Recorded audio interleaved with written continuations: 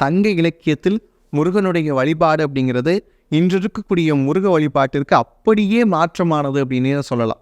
இப்போ நம்ம முருகனை வழிபடுறதுக்கான அந்த எச்சங்கள் சங்க இலக்கியங்களில் இருக்குமான்னு கேட்டால் முருகனை வழிபட்டோங்கிறது உண்மை. ஆனால் எப்படி வழிபட்டோம் அப்படிங்கிற அந்த வழிபாட்டு முறையெல்லாம் இன்றைய வழிபாட்டிலிருந்து ரொம்பவுமே மாறுபட்டது அப்படின்னு சொல்லலாம். ஏன்னா இன்றைய வழிபாடு முருகனை ஒரு பெரும் தெய்வமாக, ஒரு சாத்வீகமான ஒரு தெய்வமாக நம்ம கொண்டாடிக்கிட்டு இருக்கிறோம். ஆனால் சங்க இலக்கியங்களில் முருகன் அப்படின்னு பார்த்தீங்கன்னா ஒரு போர்நிலை தெய்வம் அவன் இல்லையா, வெற்றிகளை கொடுக்கக்கூடிய தெய்வம். ஏன்னா வெற்றிகளை கொடுக்கக்கூடிய கொற்றவையினுடைய புதல்வன் அப்படின்னு பார்க்குறப்பயே வெற்றி வேலினை கையில் இருக்கக்கூடிய தன்னுடைய இனத்திற்கு ஏதாவது ஒரு துன்பம் அப்படின்னு சொன்னால் முன்னின்று காக்கக்கூடிய ஒரு தெய்வமாக இருக்கக்கூடிய முருகனுக்கு எப்படி வழிபட்டிருக்காங்க அப்படின்னு கேட்டிங்கன்னா, ஒரு இளமையான பெண் இருக்கிறான்னு வச்சுக்கோங்க, அவளுக்கு முருகு அடிச்சிருச்சு அப்படின்னு சொல்கிறாங்க. இன்றைக்கி எப்படி நம்ம காத்து கருப்பு அடிச்சிருச்சுன்னு சொல்கிறோம், அது மாதிரி முருகனால் அவன் வருந்தி இருக்கலாம் அப்படின்னு சொல்லி அதுக்காக ஒரு பூசை நடத்துகிறாங்க.